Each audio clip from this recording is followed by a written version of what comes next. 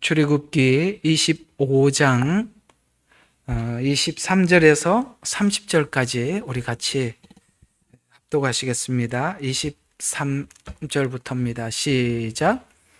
너는 시팀나무로 상을 만들되 그 길이가 2규빗이요 그 넓이가 1규빗 그 높이가 1규빗 반이 되게 하라. 너는 그것에 순금을 입히고 주위에 금태를 두를지니라. 너는 그 주위에 손바닥만한 너비의 턱을 만들고 그 턱 주위에 금으로 태를 만들어 그것을 위하여 금고리 4개를 만들어서 내 발 위에 있는 내 모퉁이에다가 그 고리를 달고 고리들을 그 턱 반대 위치에 달아서 상을 매는 채들을 넣을 자리가 있게 하라. 또 너는 시띠나무로 채들을 만들어서 금으로 입히고 그것을 상으로 멜지니라. 너는 거기에 쓸 큰 접시들과 거기에 쓸 숟가락들과 거기에 쓸 덮개들과 거기에 쓸 대접들과 그 위에 덮는 것을 만들 때 순금으로 만들지니라. 너는 그 상 위에 차려놓은 빵을 놓아 항상 내 앞에 있게 할지니라. 아멘. 자, 여러분들과 함께 떡상에 대해서 계속 나누고 있습니다. 무엇보다 우리가 이게 말씀을 받았고 또 말씀을 말씀대로 전하고 또 말씀을 말씀대로 믿고 살아가는 것은 모든 것은 말씀을 기준으로 살아가기 때문에 그만큼 말씀은 우리에게 무게가 있고 중요한 것이겠죠.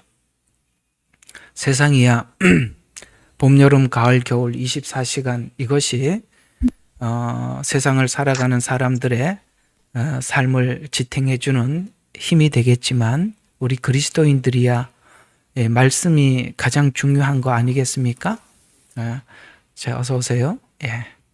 그런 의미에서 오늘 여기에 여러분들에게 좀 많은 시간을 투자하고 또 함께 나누어 보려고 하는 여러 가지 일들이 있습니다. 오늘은 제목을 떡상의 치수를 말한 것은 성경은 분명히 정확한 기준에서 그 틀 안에서만 해석하라는 뜻을 담고 있습니다.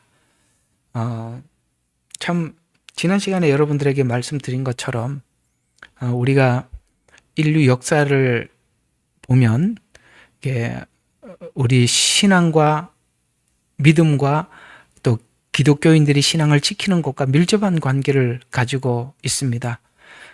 성경에서나 혹은 세계 역사를 보면 그 모든 역사의 전환점이나 가장 무게 있는 사건들은 전부 다 성경과 관련이 있고 또 믿음 있는 사람들과 관련이 있습니다.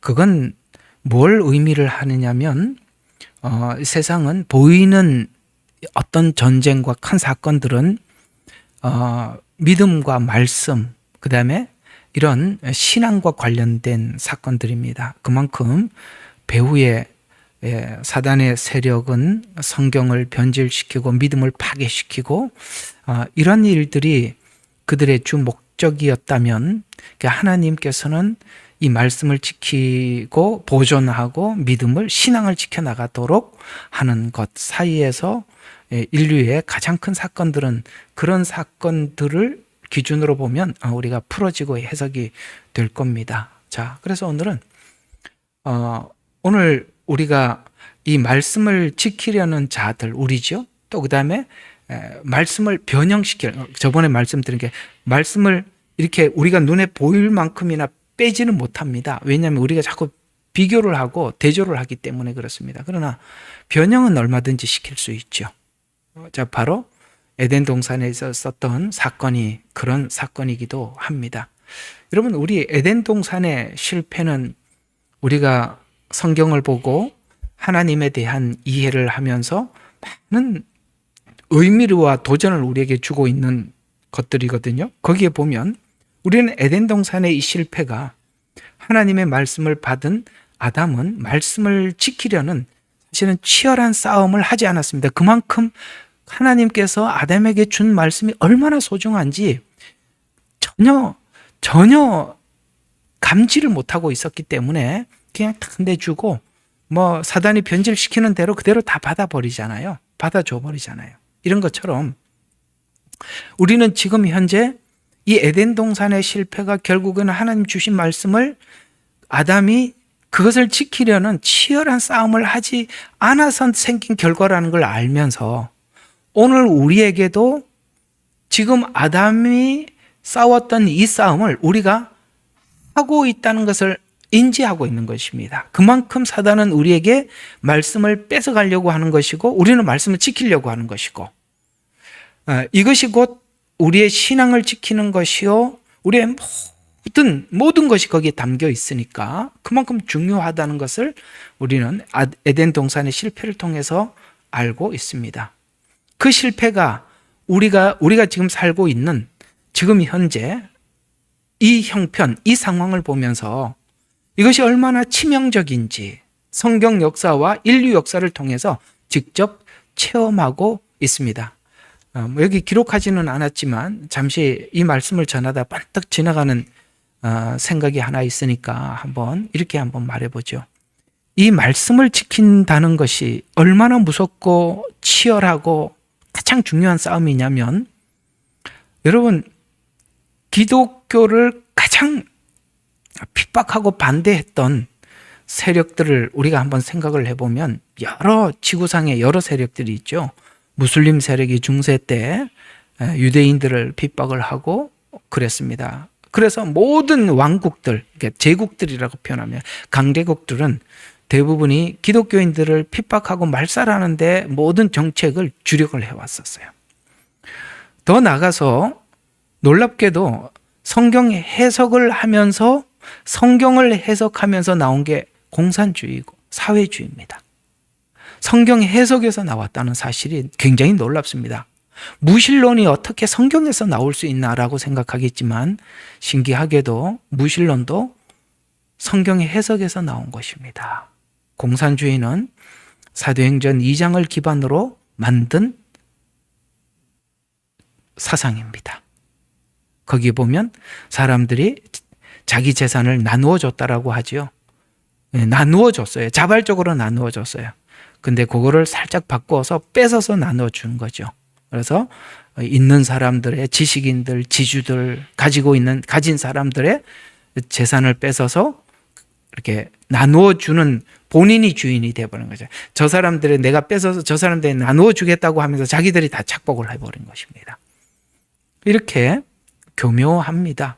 그런데 너무 많은 사람들이 이것이 무엇을 하려고 하는지 몰랐기 때문에 거기에 많은 사람들이 동조를 하고 힘을 실어줘서 우리가 지금 우리가 보고 있는 공산주의, 사회주의가 생겨나게 되었고 그것이 단순히 한 국가적 차원에서 중국이나 북한이나 혹은 사회주의나 공산권에서만 하는 게 아니라 그런 사상들이 민주국가에도 여전히 영향을 끼쳐서 오늘도 우리 대한민국은 그런 생각 아래 놀랍게도 그들이 교회 집사고 장로고 권사고 그렇다는 것이죠.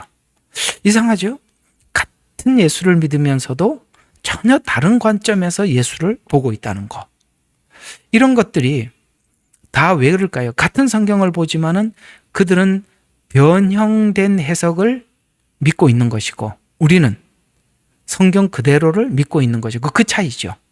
근데 놀랍게도 그들과 우리는 절대 섞일 수 없는, 일치할 수 없는 그런 믿음의 방향성을 가지고 있다는 것에서도 우리는 매우 놀랄 수밖에 없고 또 놀랍니다.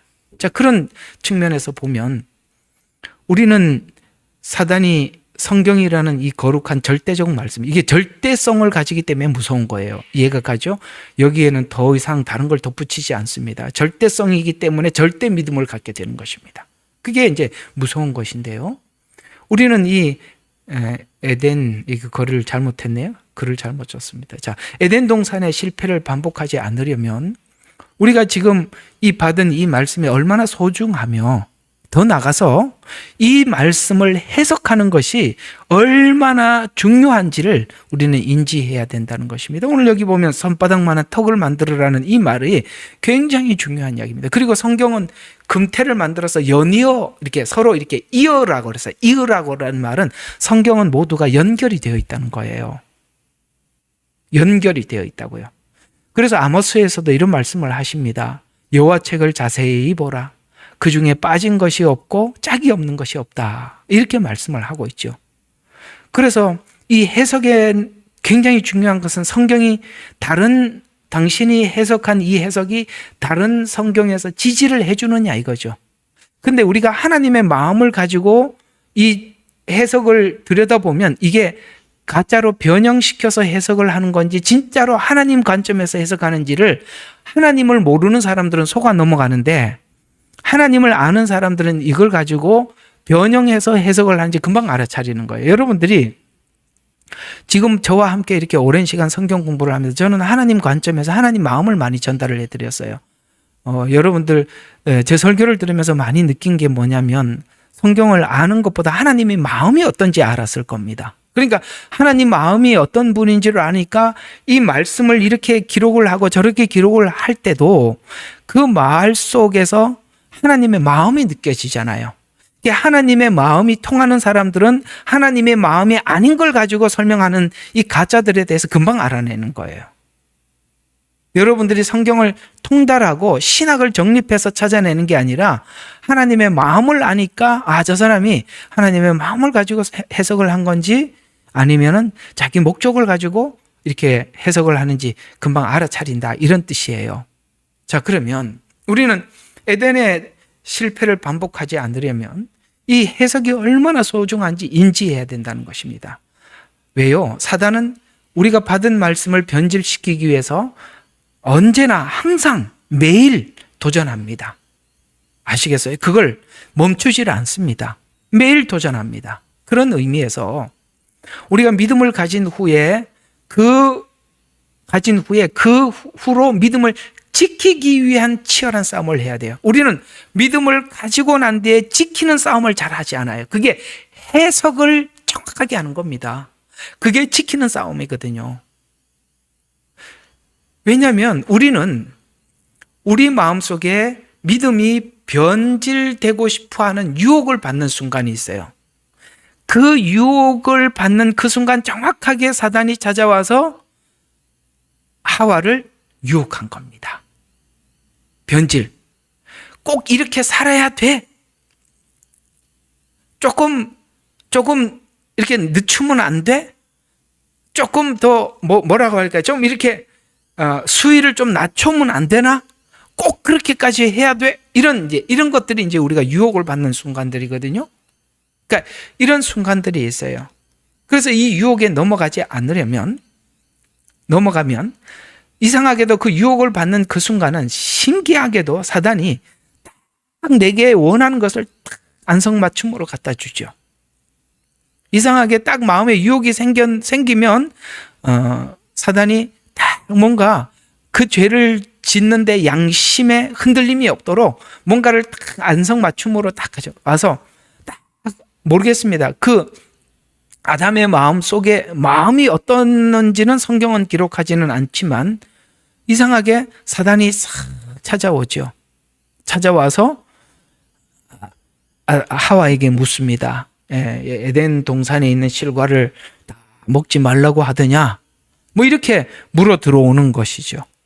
괜히 이상하게 그 말씀에 대해서 그게 그런가? 하고 이렇게 뭔가 내가 내 마음속에 유혹이 흔들릴 때 그때 와서 딱 안성맞춤으로 거기에 맞는 말을 싹 집어넣어서 나로 하여금 마음을 흔들어 놓는 그런 경험들을 여러분들이 하신 적이 있으면 제 말이 공감이 될 것입니다. 그게 없으면 인간이 아니죠. 천국에 가야 그게 없으니까. 여기 있는 동안은 누구나 있을 수 있는 것이죠.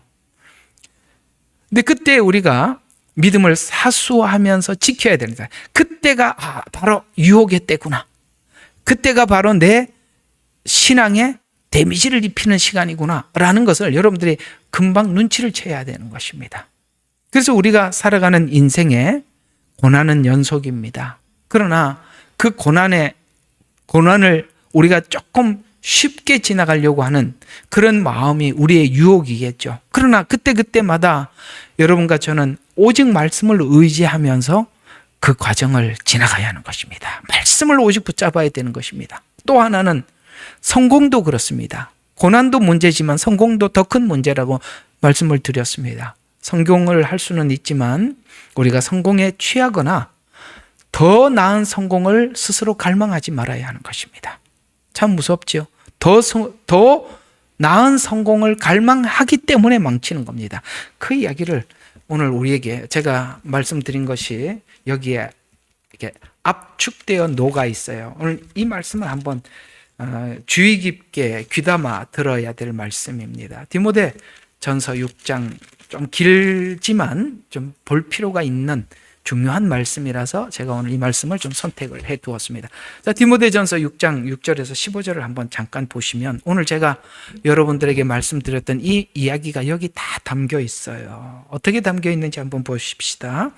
6장 6절부터 한번 보겠습니다. 자, 이렇게 이야기합니다. 그러나 만족할 줄 아는 경건은 큰 이익이 되느니라. 아멘. 만족하래요. 만족. 따라해 보세요. 만족. 만족. 이제 이건 뭐 이 본문하고 아무 상관이 없는 만족이라는 이 단어에 제가 중국 선교하면서 이게 아주 기억에 남아있다. 이게 이 말을 오해해서 오랫동안 잘못 알고 있어서 나중에 그 뜻을 알고 한참 웃었던 그게 있는데 그게 뭐냐면 중국 사람들 이제 마지막에 헤어질 때 뭐라고 이야기하냐면 만족 이렇게 하거든요. 그래서 나는 이 만족인 줄 알았어요. 만족했냐? 나 당신하고 잠깐 만나서 헤어지는데 뭘 만족할 게 있겠어요. 나는 그래서 이 만족인 줄 알았어요. 그래서 늘, 이 사람들 인사가 참 이상하다. 뭐 잠깐 만나서 헤어졌는데 꼭 돌아갈 때는 만족, 이렇게 이야기하니까 나중에 알고 보니까 이 만은 천천히라는 뜻이고 족이라는 말은 발족자로 발족이에요. 그래서 천천히 돌아가라 이런 뜻이었어요. 만족. 이렇게 천천히 족. 우리 발족자 있잖아요. 그래서 천천히 가세요. 우리 이제 한국 사람들도 그러잖아요. 천천히 돌아가세요. 이 말을 만족. 그런데 저는 이 말이 이 만족인 줄 알고 나 참 이상하게 한다. 이 언어에 대한 재밌었던 옛날 생각이 나서 한번 웃자고 한번 했습니다. 자, 그러면 오늘 이제 이 이야기가 그겁니다. 만족할 줄 아는 게 우리 경건에 큰 이익이 된다는 것은 내가 만족하면서 살면 사단이 어떻게든지 틈타 들어올 기회가 없다는 거예요. 만족하는 거. 우리는 모든 것이 불만족인 데서 도전을 받고 유혹을 받는 거죠. 그죠? 자, 그러면 여러분들이 불만족스러운 게 뭐가 있죠? 한번 이렇게 손가락으로 한번 세어보세요. 나는 내가 만족할 만한 재산이 없다. 나는 만족할 만한 건강도 없다. 나는 만족할 만한 자식도 없다. 나는 만족할 만한 배우자도 없다. 나는 만족할 만한 집도 없다. 자, 이러면 이제 계속 이제 유혹을 받는 겁니다. 계속 유혹을 받는 겁니다. 만족할 때 경건에 큰 이익을 얻게 된다라고 합니다. 저기 중국의 오지에 가보면 사람이 이런 극한 상황에도 살 수 있구나 싶어요. 뭐 오늘 재미있게 그냥 풀어 가보도록 합시다. 여러분 그 중국 북쪽으로 가면 진짜 추워요. 몽고 들어보셨죠? 그 하얼빈 이쪽으로 가면 겨울에 눈이 내리고 얼음이 얼면 겨울 내내 그게 풀리질 않아요. 그리고 밖에 나가면 그 냉장고에다 넣어놓을 필요가 없어요. 전부 다 동태입니다. 고기 꺼내놓으면 전부 다 얼음이에요. 그런데 정말 놀랬던 게 뭐냐면 이제 그렇게 추운 지방인데도 사람들이 오토바이를 타고 다니는데요. 장갑도 안 끼고, 여러분 그 겨울에 보면 장갑 이렇게 카바 씌우는 거 있죠. 그것만 해갖고 맨손으로 다니는데 우리는 옷을 아무리 입어도 추워요. 여러분 그거 아세요? 너무 추운 데 가면 오리털 파카 10개를 입어도 똑같아요. 이상합니다. 이렇게 문고리를 잡으면 손이 이렇게 탁 붙어요. 얼마나 그런지 그냥 탁 붙어. 진짜 붙어요. 그런데도 그 사람들이 그냥 그 추운데 앉아서 차 마시고 그냥 그렇게 살아요. 근데 그렇게 정말 깊은 오지에 가보면 부엌에 가잖아요. 살림살이 가요. 개수로 10개가 안 돼요. 10개가, 진짜 10개가 안 돼. 그릇 몇 개, 냄비 2-3개, 끝이야. 없어. 그냥 그렇게 그걸로 한 5-6명 식구가 그냥 먹고 살아. 그러면 이제 밥 먹을 때마다 그걸 다 꺼내서 먹고 다 씻고 그러는 거야. 그리고 물이 없으니까 여러분 한 바가지를 가지고, 물 한 바가지를 가지고 세수도 하고 머리까지 감을 자신 있어요, 없어요? 여러분 한국 사람들은 상상도 못할 일이에요. 근데 해요. 어떻게 하느냐면 수건에다가 적셔가지고 이렇게 닦고 또 다시 쭉 짜서 또 물 해가지고 또 이렇게 닦고 그리고 이 한 바가지로 머리 감고 세수까지 다 합니다. 못할 것 같죠? 그러니까 살면 사라진다니까. 거기 한번 갔다 오면 우리가 오늘 이 말씀이 저절로 생각이 네. 만족할 줄 아는 것이 경건의 큰 이익이 되는 거야. 이렇게도 사는 사람이 있는데 우리는 많은 것을 가지고 있으면서도 늘 없다고 생각하는 거야. 아까 말씀드린 것처럼 만족할 만한 제 돈도 없고 만족할 만한 집도 아니고, 그죠? 만족할 만한 차도 아니야. 뭐도 아니고 그래. 근데 그냥 우리가 마음속에 하나님께서 여러분과 제게 주신 그것이 하나님이 나에게 주신 것으로서 내게 참 합당하게 주셨다라고 그걸 받아들이면 큰 이익이 되는데, 그 이익은요 더 이상 사단이 무엇으로도 우리를 유혹하지 못하는 이익이 되더라는 거예요. 그러면서 그 다음 절에 이렇게 나옵니다. 자, 우리가 이 만족할 수 만한 이 자족하는 마음은 어디서 나오는 거냐면 7절을 보면 우리가 이 세상에 아무것도 가지고 온 것이 없으며 아무것도 가질 수 없는 것이 분명하지요. 그래요. 우리가 이것만 우리가 잊지 않아도 우리는 늘 자족할 거예요. 올 때 아무것도 안 가져왔습니다. 갈 때도 아무것도 못 가져가요. 그래서 그걸로 우리가 경건한 이익이 되는데, 자, 그 다음 절 보면은 우리가 먹을 것과 입을 것이 있으면 이것들로 만족할 것이니라. 아멘. 먹을 것과 입을 것. 이게 뭐 의식주지 않습니까? 그러니까 우리가 늘 이것만 생각하고 살면은 더 이상 유혹을 받지 않는다는 것이죠. 그러면서 그러나가 뭐냐면 그 더 넘어가면 문제가 된다는 거예요.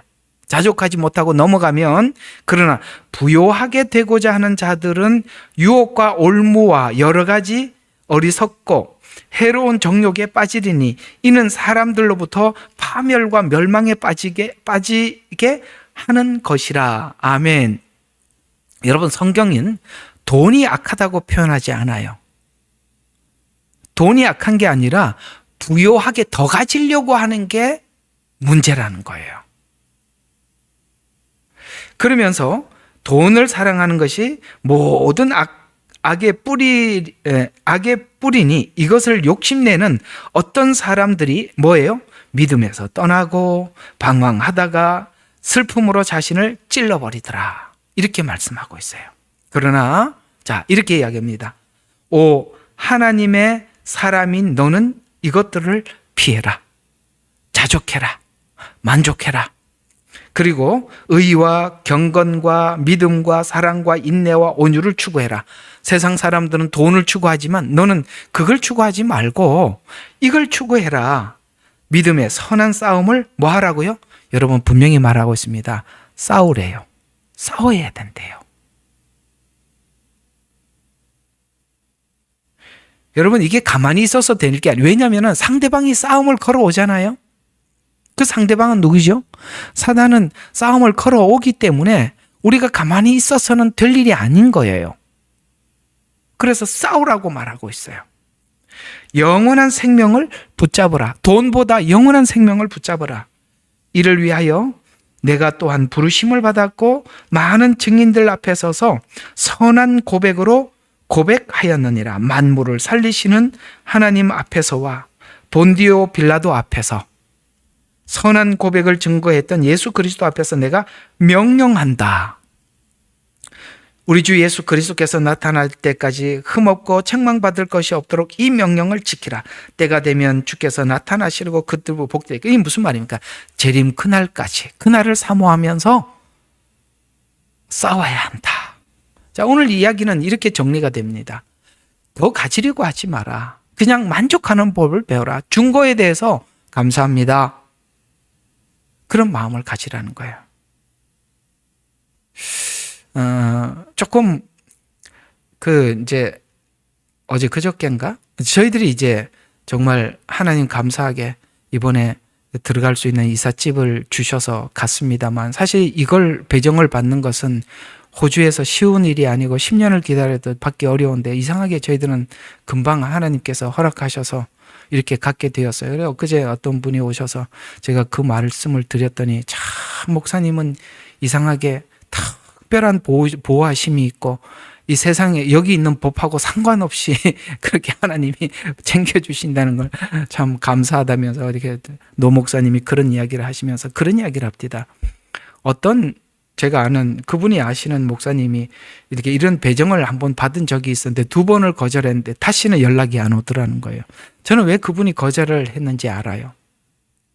가보면 이게 편한 사람들이 살지를 않아요. 이런 곳에 모이는 분들은 그래도 이게 정상적으로 뭔가가 어떤 직장을 가지고 재정을 모으고 이런 사람들이 오는 게 아니라 조금 그런 데서 조금 이렇게 밀려난 사람들이 가는 곳이 그쪽이다 보니까 가보면 주변 사람들을 보면, 제가 아는 목사님도 그랬어요. 그걸 배정을 받았을 때 가자마자 노하고 거절을 했다라고 하더라고요. 왜냐하면 도저히 그 주변 사람들을 보니까 함께 살 마음이 안 생겨서 갔더라고요. 근데 저희들은 중국에 그런 오지를 다녔던 사람들이잖아요.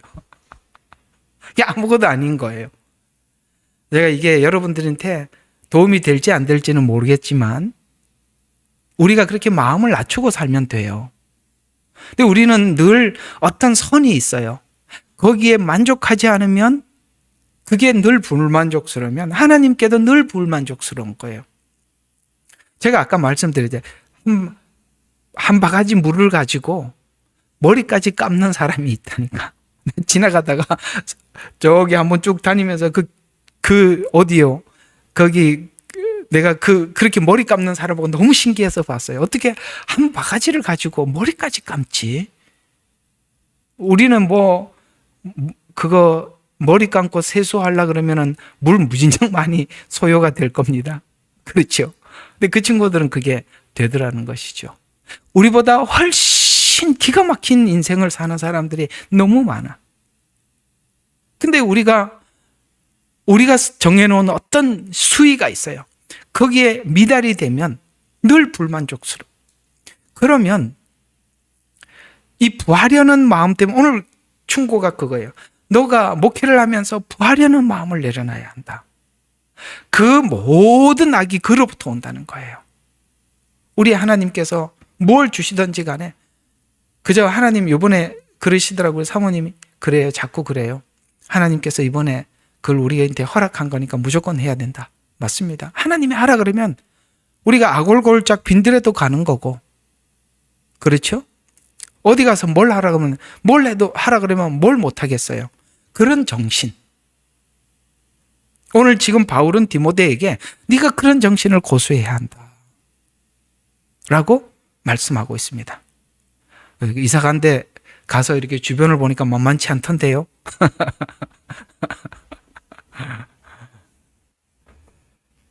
그래서 오늘 이야기가 그거예요. 돈이 문제가 아니라 부하려는 마음이 악의 뿌리가 된다는 겁니다. 부하려는 마음과 매일 항상 싸워야 한다. 왜냐하면 오늘 여기 보니까 주님이 재림하신다. 그날을 사모해라. 그래서 목적은 우리가 영생을 얻고 하나님 앞에 서는 것이다. 그걸 위해서 오늘 주님께서 우리에게 보여준 모범을 이렇게 표현하고 있어요. 예수님께서도 빌라도 앞에서 증언을 했다는 거예요. 네가 유대인의 왕이냐? 라고 물었을 때 그 위협 앞에서 12영이나 되는 천사를 얼마든지 부려서 이 상황을 순식간에 평정시킬 수 있는 능력이 있지만 그런 유혹 앞에서도 내가 무력으로 진압을 할까? 라는 유혹도 넘어가고, 아시겠어요? 십자가에 형이 떨어지는 이 위협 앞에서도 자기 정체성을 뚜렷하게 고백했듯이 네가 어디를 가든지 네가 하나님 앞에 거룩하고 흠없게 서기 위해서 우리에게 다가오는 수많은 위협적인 상황들을 하나님 빌라도 앞에 서서 뚜렷하게 자기 정체성을 네가 유대인의 왕이냐라고 말했을 때, 질문했을 때 예수님께서 그렇다라고 고백했던 것처럼 위협과 유혹 앞에서 분명하게 너의 정체성을 고백해라 라고 말씀하고 있는 것입니다. 그래야 우리는 그 전쟁에서 실패하지 않고 우리 자신을 지켜낼 수가 있는 것입니다. 타협은 변질에서 시작하는 거고, 타협은 전쟁의 패배를 선언하는 것입니다. 자신의 구원과 성화를 보존하려면 오늘 여기 떡상 위에 올려진 그 떡인지 이해가 가요? 그 말씀인지 하나님께서 주신 그 말씀대로 해석을 하는 건지, 그 말씀대로 내가 지금 받고 있는 건지, 그 말씀 이해가 가요? 이 그 말씀이라는 말, 그 말씀이 다른 말로 올 수 있단 말이에요. 그 말인지 그 떡인지 확인과 확인을 계속해야 한다. 떡상의 내용에 치수와 치수만이 나와 있다는 것은 내용은 많지는 않지만 치수가 매우 중요해요. 여기 떡상을 보면은 이게 간단해 보이잖아요. 여기 뭐가 이렇게 복잡한 게 있겠어요? 그냥 오늘 읽었던 길이는 2규빗, 너비는 1규빗, 높이는 1규빗 반, 손바닥만한 턱을 만들고 이게 전부예요. 그리고 고리를 만들어서 채를 만들어 꿰고 들고 다닐 수 있도록 해라. 끝이라니까. 아무것도 없어요. 근데 이게 뭐 그렇게 중요하냐? 너무 중요하다는 거예요. 왜? 이 떡상이 보존하기 때문에 그래요. 하나님의 말씀은 하나님의 말씀을 해석하는 기준이 있단 말이에요. 그것이 하나님의 말씀을 보존하는 거예요. 기준. 그래서 우리가 기준 밖에서 해석하는 그 모든 해석을 우리가 단호하게 거절해야 되고 거부해야 되는 것입니다. 오늘 여기 계속 보면 떡상의 내용에는 재료와 치수만 나와 있는데 내용은 많지는 않지만 치수가 매우 중요한 것은 이와 같이 떡상은 단순한 기구가 아니라 하나님 앞에 놓인 떡이라는 뜻이에요. 그래서 성경은 면전 앞에 떡 이렇게 얘기하는 거예요. 여러분, 이 말씀은요 곧 하나님이시거든요. 성경이 그러잖아요. 말씀은 곧 하나님이시라. 면전 앞, 이거는 하나님의 얼굴이라고요. 이거는 얼굴을 어떻게 변형시킬 수 있어요? 바꿀 수가 없잖아요. 그래서 재료뿐만 아니라 치수를 정확하게 말씀하셨어요. 재료와 치수는 중요한 의미를 담고 있기 때문입니다. 오늘 여기 규격과 사이즈는 장이 2규빗 반이면 이제 아까 읽었던 그겁니다. 재료는 정금으로 싸래요. 정금. 여기 순수해야 되는 것입니다. 금태를 둘러서 떡이 떨어지지 않도록 둘러서 연결을 시켜라. 아까 말씀드렸죠?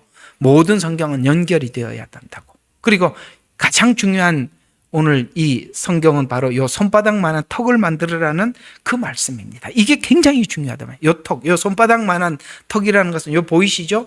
여기서부터 요만큼 요 높이를 이야기하는 거예요. 그러니까 요 정도 높이가 되는 거예요.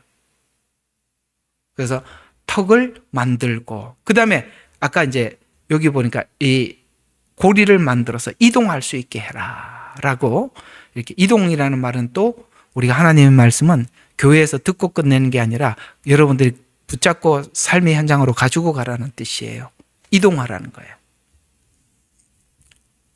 이는 하나님의 말씀을 해석하는 질서와 한계를 정해놓았다는 뜻으로 말씀을 늘릴 수도 줄일 수도 없으며 감정에 따라서 자기 필요나 상황에 따라서 낮추거나 높여서도 안 되고 정해놓은 분량만큼만 전하라는 뜻이다. 이게 무슨 뜻이냐면은 제가 이제 참 우리 신학생들인데 엄청 많이 강조했던 거예요. 당신들은 설교자니까 반드시 기록해. 내가 아마 귀에 아주 그냥 딱지가 않을 때까지 누가 말 대로 피가 날 때까지 이야기를 많이 했던 이야기가 뭐냐면 성경이 말하는 데까지만 말하고 더 이상 말하지 마라.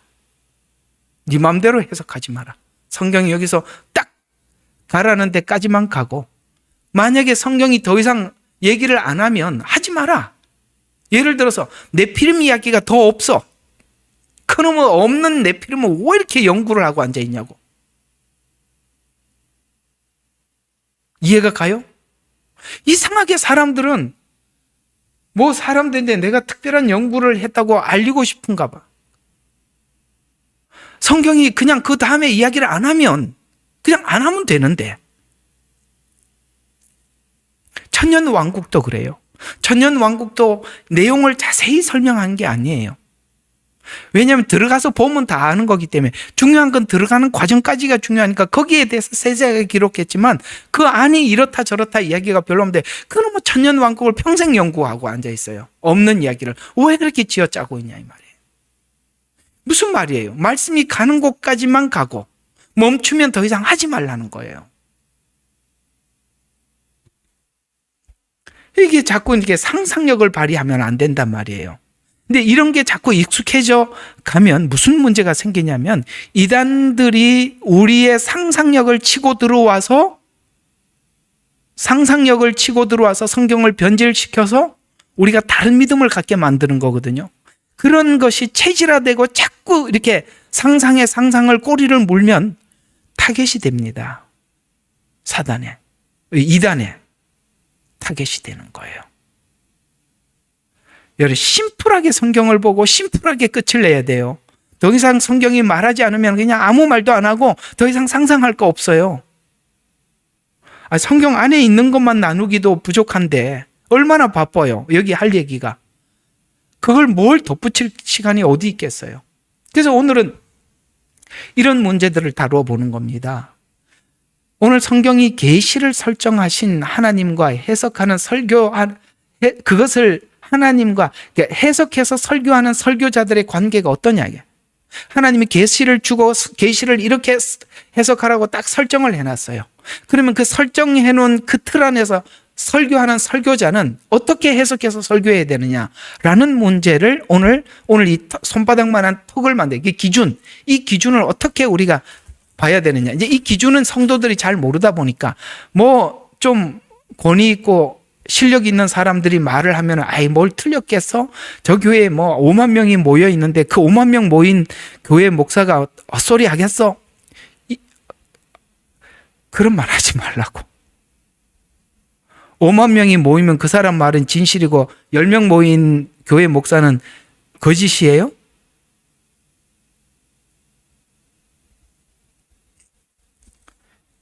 여러분 숫자로 말하는 게 아닙니다. 저는 지금까지 제 이야기를 조금 하면 저는 정말 성경 틀 안에서 설교를 해왔어요. 근데 사람은 안 모입니다. 안 보여요. 그 말씀을 정말 사모하고 말씀을 아는 사람들만 모이지. 저기 많은 교회 성도들 모이는 그분들은 사람들이 다 이성적으로 이해되는 설교를 하지만 저는 그게 잘 안 돼서 잘 안 보입니다. 숫자가 많으면 그 사람의 말은 다 정확하다? 안 그렇습니다. 그렇게 우리는 너무나도 그렇게 이렇게 함몰되어 있어요. 그건 아니라는 것이죠. 자, 오늘 이 설교자와 계시하시는 하나님의 말씀과의 이 관계는 굉장히 중요합니다. 계시를 정해놓은 경계 안에서만 전해야 됩니다. 너무 중요한 거예요. 하나님이 여기까지만 전해라. 그러니까 하나님께서 다니엘에게 환상을 쫙 보여주고, 여러분 왜 다니엘서가 12장까지밖에 없잖아요. 자, 한번 보세요. 스가랴서는 몇 장까지 있죠? 14장인가 16장인가 빨리 찾아봐요. 자, 스가랴서 몇 장까지 있죠? 하고 있으면서도 끝이 몇 장인지 헷갈립니다. 여기 있네. 14장까지 있네요. 예. 그러면 다니엘서는 몇 장이 있는지 빨리 찾아봐요. 몇 장이죠? 12장일 겁니다. 맞죠? 자, 그러면 한번 봅시다. 그러면 스가랴서가 대선지서가 돼야 돼요? 다니엘서가 대선지서가 돼야 돼요? 스가랴서가 돼야 되잖아. 근데 왜 스가랴서는 소선지서로 넘어갔고 다니엘서는 대선지서로 갔죠? 스가랴서는 7년이라는 짧은 한 일에만 예언했기 때문에 기간이 짧습니다. 다니엘서는요, 전체를 70일의 전체를 합니다. 시간으로 보면 엄청나게 방대한 시간을 예언을 합니다. 그걸 다 다니엘이 받아줬고 본인이 그 한 시대를 지나가는데 알아듣겠어요? 무슨 말인지 전혀 알아듣지 못했어요. 그래서 다니엘이 막 환상을 보여주니까 무슨 뜻인지 전혀 알 수가 없어. 그래서 하나님께 물었더니 하나님이 다니엘아, 네가 할 일을 다 했다. 너는 네 길만 가라. 설명을 안 해줘. 우리가 다니엘 같은 마음이 있어요. 하나님이 뭔가를 보여주면 그 다음 이야기를 이게 해석해 주세요. 그 다음은 뭐예요? 하나님이 안 가르쳐 주잖아요. 그냥 네 길을 가라는 거예요. 무슨 뜻이에요? 안 가르쳐 주면 하지 말라고. 그 얘기예요. 설교 해석하는, 성경을 해석하는 사람은 하나님이 열어준 것까지만 하라고. 왜 자기 이야기를 하냐 이 말이에요. 바로 그 얘기예요. 계시에 정해놓은 경계 안에서만 전해라는 거예요. 또 본문이 말하는 것만 말하라는 거예요. 본문이 말하는 것만 말하라고요. 또 아직 열리지 않으면 더 이상 전하지. 다니엘에게 하나님이 물었는데 대답을 안 하시잖아요. 그러면 그까지만 하고 끝이야.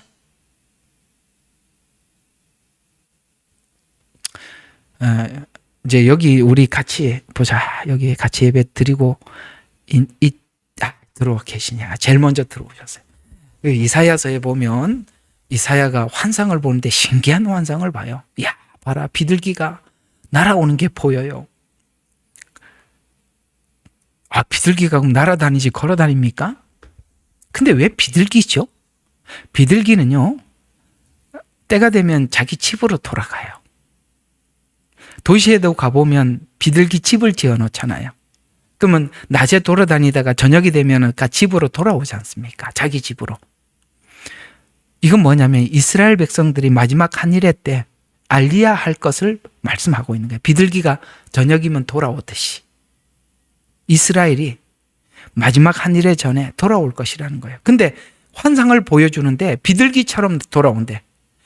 그저 날아가는 저 비둘기가 무엇인고라는, 희한하죠. 당연히 비둘기가 날아다니는데 그 날아다니는 비둘기가 무슨 뜻 뭐냐면은 그 당시에 비행기가 어디 있어요. 아, 그때 비행기가 사람이 하늘에 타고 다닌다. 이게 이 환상을 받아 적는 이사야가 알 게 뭐예요. 그러니까 하나님이 그렇게 보여준 거예요. 그러면 한번 생각해 봐요. 그 당시에 그 하나님의 계시를 받고 기록을 하고 있지만 본인은 알아요, 몰라요? 몰라.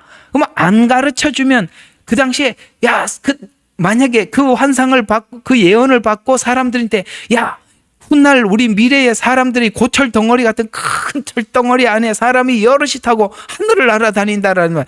그러면 그 당시 사람들이 미친놈이라고 그럴 거 아니에요.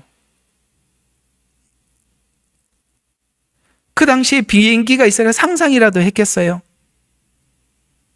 그래서 비둘기는 저녁에 돌아가는 새, 이스라엘이 고토로 돌아갈 것이다라는 측면에서 비둘기라는 표현을 썼고, 왜 날아간다는 표현을 하늘에서 날아다닌다는 표현을 썼느냐? 비행기를 타고 돌아간다, 이 뜻이에요. 그러면 그 당시에는 이스라엘이 우리가 지금 흩어지지만 다시 돌아올 겁니다 까지는 할 수 있어도 비행기를 타고 돌아올 겁니다 라는 말은 못한단 말이에요. 왜? 그건 하나님이 안 열어주셔. 그래서 계시는 시간이 돼야 열리는 게 있어요. 그 중에 우리가 지금 관찰하고 있는 것 중에 하나가 뭐냐면, 시간이 돼야 열리는 것 중에 하나가 뭐냐면, 마지막에 철과 진흙이 섞으려고 하지만 섞이지 않더라가 아직 안 열린 거예요. 느부갓네살 왕이 본 황금 우상의 비유를 보면 마지막 종말에는 두 발이 보여요. 그 두 발이 하나는 철이고 하나는 진흙이에요. 철은 분명히 그 앞에 있던 철이에요. 로마. 쭉 내려오는 겁니다. 근데 진흙은 이게 뭐냐? 둘이 합하려고 하지만 합하지 않더라가 앞으로 조금 더 관찰을 해보면 아, 이거구나 하고 나올 겁니다. 계시는 때가 돼야 열리는 게 많이 있는데 그걸 미리 이거다 저거다 이렇게 정해놓으면 아까 말씀드렸죠. 하나님 아직 열리지 않은데 더 이상 전하지 않아야 한다라는 겁니다. 꼭 사람들이 앞서가려고 하는 사람이 있어요. 특별하게 자기에게만 가르쳐 준다고 자랑하고 싶은 사람들이 있습니다. 그러면 마귀가 가르쳐 주는 거예요. 또 하나, 성경이 강조하는 게 있어요. 강조하면서 강도를 높이는 게 있어요. 어떤 부분은, 그죠? 어떤 것들은 이렇게 지나가기도 하고 어떤 거는 강하게 강조하는 게 있어요. 그죠? 예를 들어서 우리가 그러니까 강도가 약한 게 있어요. 예를 들어서 예루살렘에서 회의를 합니다. 이방인들이 우리에게 오는 것에 대해서 금하지 않도록 하자. 우리에게 가까이 오는 것에 대해서 금하지 않도록. 그러나 우리는 율법을 지키고 있고 저들은 율법에 대해서도 이해가 없으니까 최소한 우리가 몇 가지만 이방인들에게 이걸 정해놓고, 그러나 그것을 하면 그걸 해야 우리하고 같이 연합할 수 있다라고 하지 말고 너희들이 이것만 하면 잘 되리라. 이거는 강도가 높아요, 약해요? 약한 거잖아요. 잘 되리라지 이걸 안 하면 우리를 만날 수 없다가 아니잖아요. 이 강조점이 어떤 부분은 부드러운 게 있고 아주 진한 게 있단 말이에요. 그 부분에 대해서도 성경이 강조하는 강조와 강도가 동일해야 되는데 성경은 약하게 이야기하고 있는데 나는 세게 강조를 이렇게 하지 말라는 거예요. 이해가 가요? 성경이 말하려고 하는 그대로 할 뿐만 아니라 성경이 강조하는 강조만큼만 하지 네가 마음대로 그걸 더 강약을 조절하지 마라. 또 적용은 넓힐 수는 있어요. 좀 더 확장할 수 있어요. 적용은 그래요. 편하게 조금 여유가 있어요. 그러나 의미만큼은 마음대로 바꾸지 말라는 거예요. 의미는 절대 바꾸지 마라. 의미만큼은 완전히 고정이 돼 있고 이 고정된 의미 안에서 적용은 약간 여유가 있는 거예요. 이 말은 성경의 의미는 뚜렷하게 하나지만 적용은 여러 상황으로 넓혀질 수 있어요. 그러나 적용이 의미를 넘어 새로운 뜻을 만들어내면 이게 뭐죠? 적용이 의미를 넘어선 게 뭐죠? 유대인의 전통이에요. 유대인들은 전통을 만들죠. 적용에 너무 포커스를 맞춰가지고 하나님께서 안식일 날 일을 하지 말라고 했으니까 적용을 해가지고 적용을 하기 위해서 이렇게 해야 된다 해서 나중에는 원래 성경의 의미는 사라지고 적용만 남아있어요. 이렇게 될 확률이 굉장히 높다는 거예요. 지금 우리도 오랫동안 신앙생활을 하면서 우리 교회 전통이 의미를 뛰어넘을 수 있어요. 행정, 이런 것들이 얼마든지 우리가 편리한 행정. 이거 주라고. 여기를. 앞에. 그래, 우리 강희가 막 소리가 나는구나. 알았어. 자, 자, 이해가 가요? 예. 여러분, 성경이 뭐를 말하고 하는가 가장 중요한 거예요. 전부 다 다른 사람들은 이렇게 하기 때문에 우리가 이렇게 한다. 그거는 보편적으로 적용할 때. 그러나 그 보편적인 적용보다 가장 우선시되는 건 우리가 성경이 의미하는 것을 살려내는 게 더 중요한 거예요.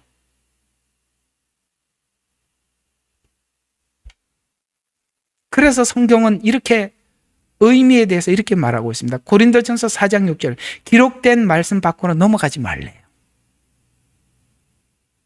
너무 중요하죠? 기록된 말씀 밖으로 넘어가지 마라. 무슨 말이죠? 본문이 말하지 않는 것을 만들어내지 말라는 거예요. 그래서 본문이 말하는 게 가장 중요한 거예요. 본문은 곧 하나님 자신이 한 말들이잖아요.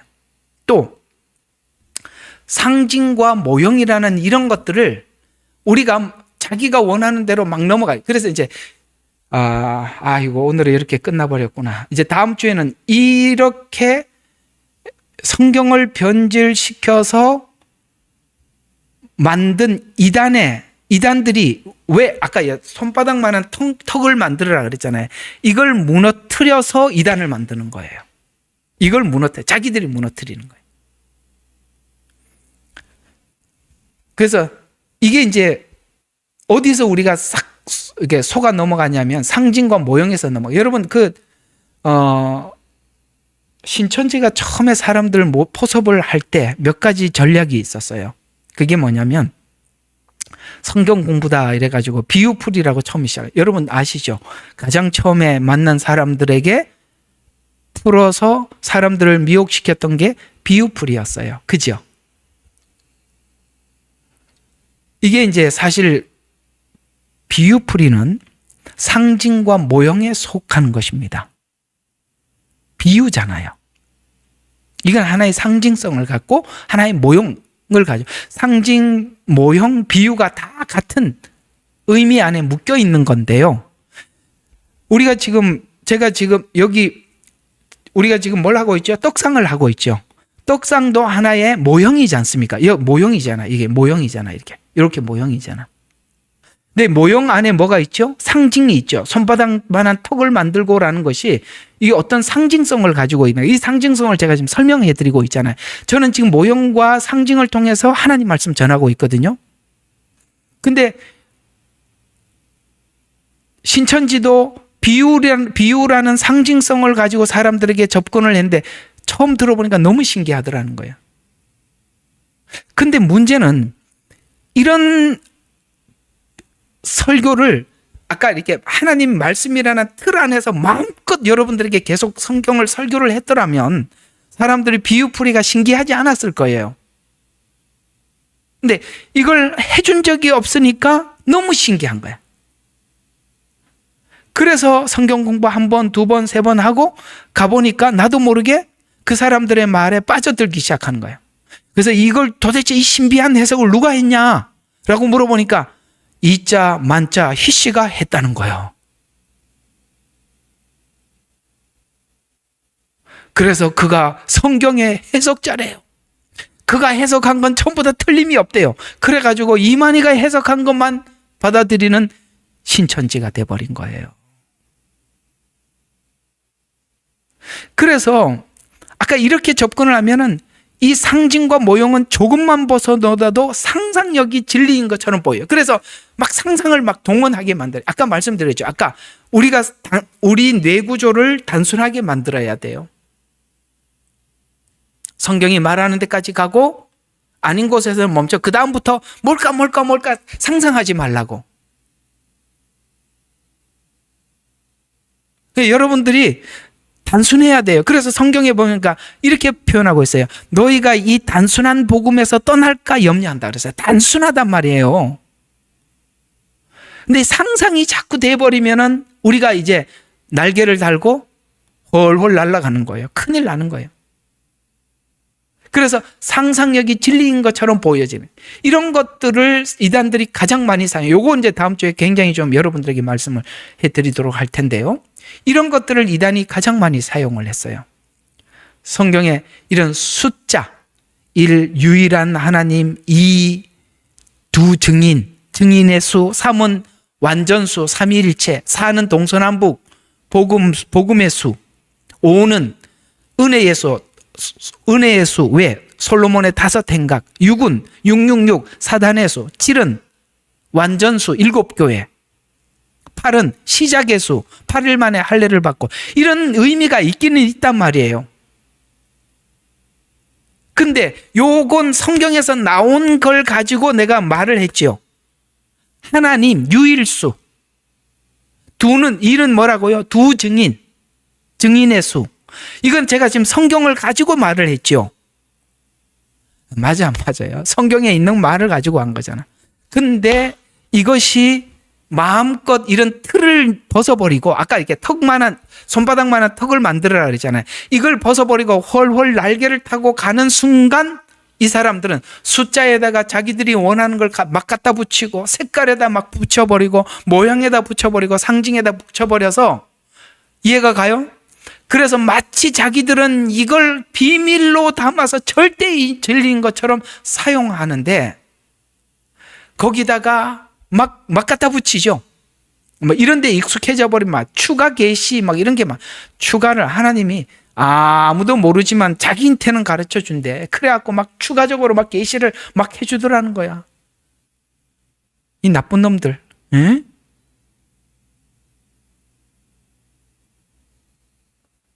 그래서 그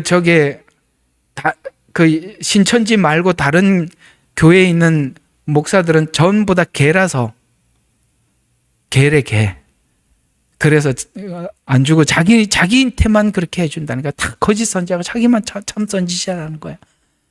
추가 계시를 계속 준다는. 그래서 자기한테는 말해주고 자기한테는 다 열어주신다는 거예요. 그럼 듣는 여러분들이 분석을 하고 분별을 해야 될 거 아니에요. 왜 못한다고요? 아까 자 다시 이제 오늘 정리를 하고 끝을 낼게요. 왜 모른다고요? 하나님의 마음을 모르니까. 하나님의 마음을 모르니까.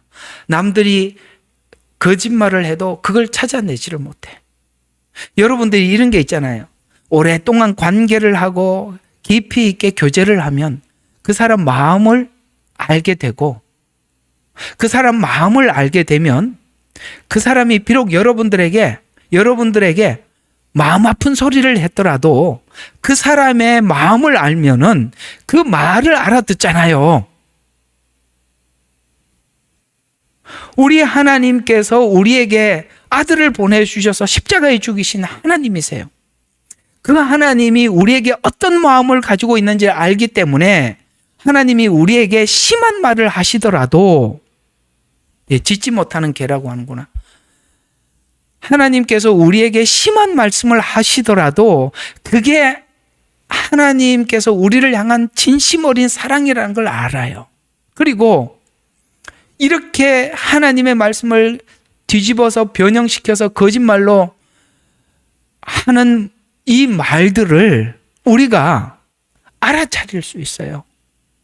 왜 거기에 빠져들었냐면 너무 하나님의 마음을 모르는 거야.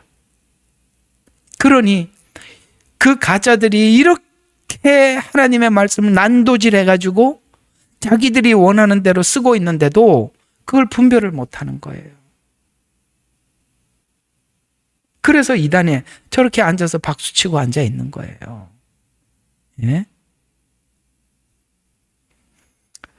자, 오늘은 여러분들과 함께 떡상에 수치만 탁 나와 있는 게 뭘 이렇게 중요한가 싶었더니 세상에 이게 그렇게 중요하다는 거 이제 아시겠죠? 얼마나 중요한지 몰라요.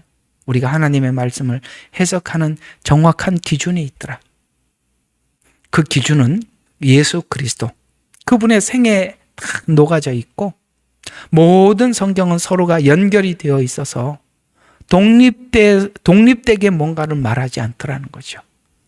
그래서 우리가 충분히 알아차릴 수 있을 만큼 66권의 분량을 주셨는데 그걸 모르니 에덴 동산에서 하와가 넘어갔고 오늘날 우리도 그런 이단들에게 노출되어 있다는 것이죠. 오늘 디모데후서 6장에서 전서 6장에서 말한 것처럼 우리에게 주신 이 말씀을 지키기 위해서 뭐 하라고요? 싸워야 한다. 싸워야 한다. 싸움은 내가 하고 싶지 않아도 상대방이 걸어왔기 때문에 싸움은 멈출 수가 없는 거예요. 나는 하고 싶지 않아도 사단이 걸어오는데 방법이 없어요. 여러분들은 말씀을 지키는데 모든 주력을 다하기 위해서 매일 저녁 와서 이렇게 성경 공부하고 하나님의 말씀을 여러분 속에 담아 이제 여러분의 영혼을 지켜나가는 귀한 성도님들이 되시기를 바랍니다. 기도하겠습니다. 사랑의 하나님 아버지, 은혜를 감사합니다. 사단은 우리 안에 있는 이 귀한 말씀들을 앗아가기 위해서 할 수만 있다면 별의별 방법을 다 사용하는데 오늘 성경은 우리에게 이렇게 부탁하고 있습니다. 자족하는 것이 경건의 가장 큰 유익이 있다고 말합니다. 우리가 자족하지 못하기 때문에 불만족스럽고 이 불만족이 모든 악의 근원이 된다고 말씀하셨으니 주여 우리 주님께서 주신 모든 것에 감사하며 살게 해주시고 만족하며 살게 해 주시옵소서. 우리에게 무엇을 주시든지 하나님 감사함으로 받다 버릴 것이 없게 하옵소서. 예수님 이름으로 기도드렸습니다. 아멘. 예레미야의 눈물은 시대에 맞는 말씀 선포와 변질되지 않은 순수 복음을 외치고 있습니다. 함께 연결되어 하나님께 예배드리며 이 마지막 때에 하나님께 쓰임받길 원하시는 분은 카카오 채널로 연락주시면 연락드리도록 하겠습니다. 고정 댓글에 채널 경고와 착제에 대비한 예비 채널과 제2채널 링크를 올렸습니다. 이 채널 또한 구독 부탁드리겠습니다. 감사합니다. 우리는 역사상 가장 중요한 시점을 지나고 있습니다. 하나님께서는 하나님의 일을 하시기 전에 사람을 준비시키셨음을 우리가 알고 있습니다. 하나님 말씀은 마지막 때에 대추수, 대부흥의 때가 있다고 분명히 예언하고 있습니다. 아멘. 하나님의 말씀이 그대로 성취될 것을 믿습니다. 예레미야 눈물은 잠자는 교회와 영혼을 깨우기 위해 노력하고 있습니다. 이 가슴 뛰는 일에 함께 하길 원하시는 분은 카카오 채널로 연락 주시기 바랍니다. 당신은 위대한 하나님의 사람입니다.